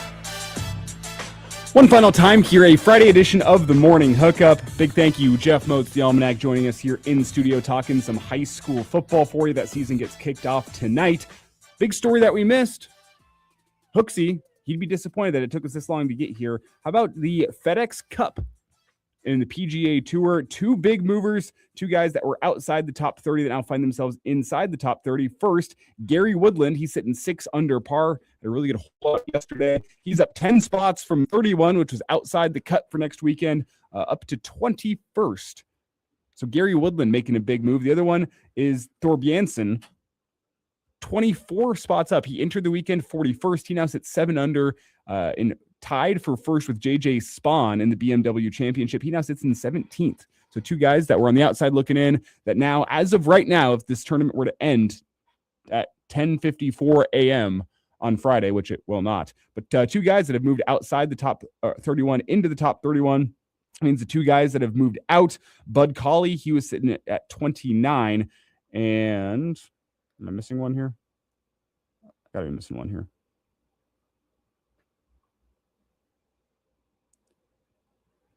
I don't know.